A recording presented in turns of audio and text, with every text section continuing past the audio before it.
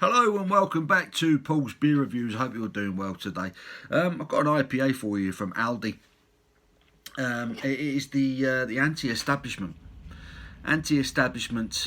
IPA coming in at 5.6% ABV. This stuff was released 6 months or so ago now, and it was brought out kind of as part of a bit of banter between Aldi and Brewdog. And I thought it would be interesting to review it now because Brewdog have just reduced the ABV on their Punk IPA, which was the beer that this stuff is blatantly trying to imitate. So I thought it was kind of ironic that Aldi is still knocking out this stuff, which is 5.6% ABV, which is more than the 5.4% on the Brewdog Punk. So I've never had this one before. I know a lot of people rushed out and bought this when it came out 6 months ago, but I took my time with it. But my local Aldi was still selling it. So I thought we'd see if it was any good. It says, anti-establishment IPA is a genre-defining craft beer. Classic gold pour delivers a burst of New World hops that create a cacophony of flavour. A hit of caramel gives way to giant tropical waves, while the exotic undertone dissolves into a biting, bitter finish.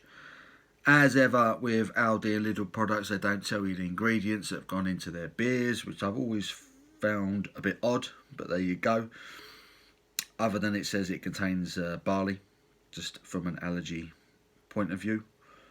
Yeah, 5.6% ABV, 330ml can. I paid £1.29 for this can.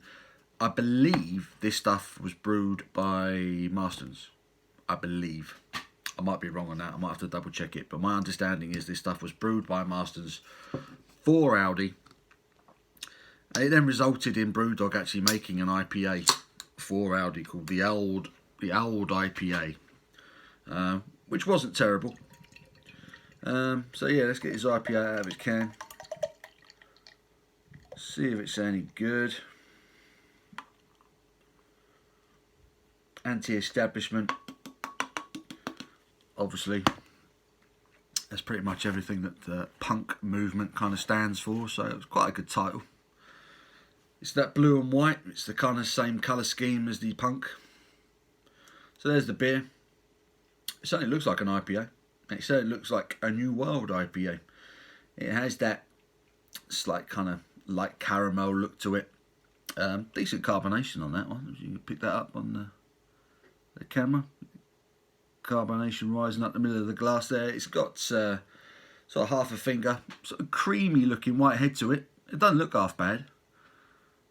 Bit of lacing on the glass there. It doesn't look terrible. Let's get me snout in and see what sort of aroma we're dealing with. Yep, subtle tropical hit. Bit of pineapple. A little bit of passion fruit as well. It's subtle, but it's pleasant. The aroma on this actually smells quite nice. Yeah, bit of lemon, lime. Pineapple, passion fruit, possibly a bit of mango there as well. There's a slight malty aroma to it. Sort of subtle caramel. It smells nice. It actually smells quite nice. It's not a mind-blowing aroma. It's not really, jumping out into my face, but it's there. It smells alright. I'm intrigued. Let's get stuck in. Cheers.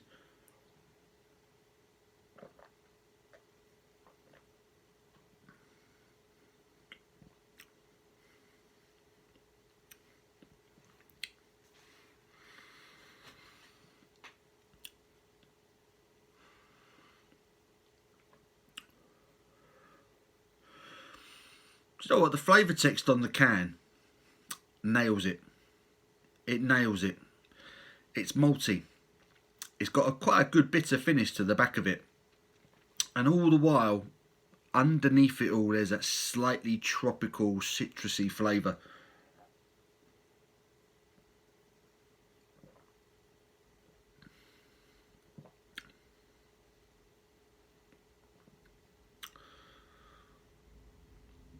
That tropical fruit, citrus, tropical fruit, that sort of combination, sort of pineapple, touch of grapefruit, a little bit of mango, it's there at the forefront of your palate, but it's never particularly strong. That's the first thing you get, and then the malt quickly takes over. Quite a bready malt flavour to this beer.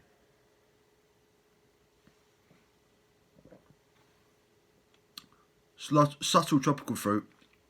Here comes the malt. Subtle toffee. Bready. Nice mouthfeel. And then a bitterness comes in. It's got a really nice bitter finish. I'm actually quite impressed, if I'm honest. This isn't bad. This isn't bad. The malt character and that bitterness at the back end are more pronounced than the tropical fruit from the hops. You're getting the bitterness from the hops, but you're not getting so much of the flavour from the hops.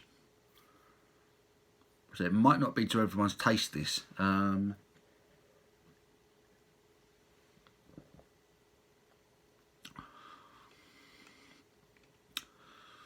I think it's got slightly more malty character than Punk IPA originally had.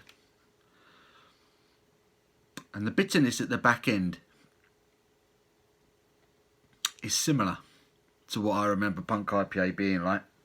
It has got quite a lingering, pronounced bitterness, which I'm quite enjoying. I'm quite enjoying the bready malt. I'm enjoying the mouthfeel. It feels good. It really coats the palate.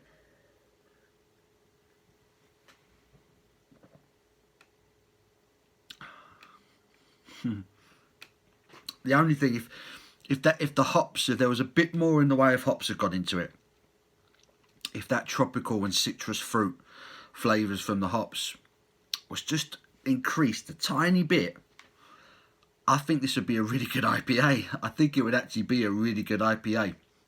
They've just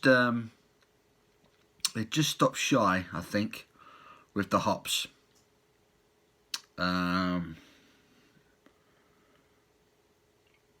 Yeah, they just stopped shy of adding perhaps enough hops at the boiling process. The flavour's there, but it's subtle. The hoppy flavour is subtle, and it's certainly kind of trapped underneath the malt. And then at the end you get the bitterness from the hops, but just not so much of the flavour. But all in all, that's not a bad IPA. That's not a bad IPA. I reckon a lot of people might actually quite enjoy that.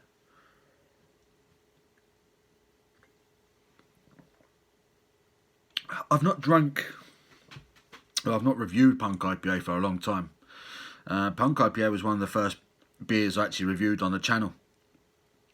And Punk IPA was one of the beers that really got me going into craft beers. And now it's dropped down to 5.4. I'd be interested to see what it's like now compared to this. I mean, this is, a blatant imitation, a bit of a rip-off. And as an IPA on its own, it's not bad. It's not bad. If it had a little bit more hoppy character to it, it'd be a belter.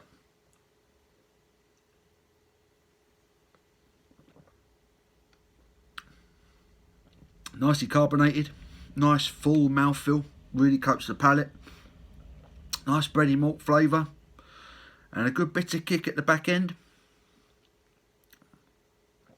But you can still taste that subtle tropical citrus all the while. It's just hiding underneath the malt. And I think if they just had gone a little bit further, this would have been a banger. And I think that's what made the original Punk IPA so good, is that they did not mess about with the hops. They went all out. They went all out for it, and it was a belter. And this is, this is a cheaper imitation of the original Punk IPA. But I suspect, without tasting it, mind you, I suspect this wouldn't be too far off the current Punk IPA. I would guess that now. It's a solid IPA, this. It's not bad at all.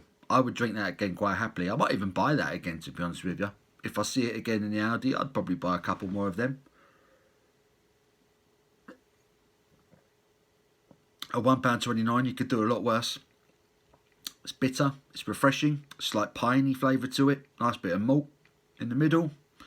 It's decent enough. Probably one of the better things I've had from Aldi in a while. Anti-establishment IPA from Aldi. I'm going to give that a 7. I think that's perfectly decent. It's a perfectly decent IPA. And now I'm really intrigued to see what Brewdog's Punk IPA tastes like in comparison. So I might do a re-review. I might get that one up soon, whilst this is kind of still relatively fresh in my mind. Yeah, 7 out of 10. Aldi's Anti-Establishment IPA, 5.6% ABV, $1.29 a can. Go check it out. Let me know what you think. Leave your comments below if you've had it, what you thought of it. I hope you enjoyed the video. Give it a thumbs up if you have. Until my next one, you take care.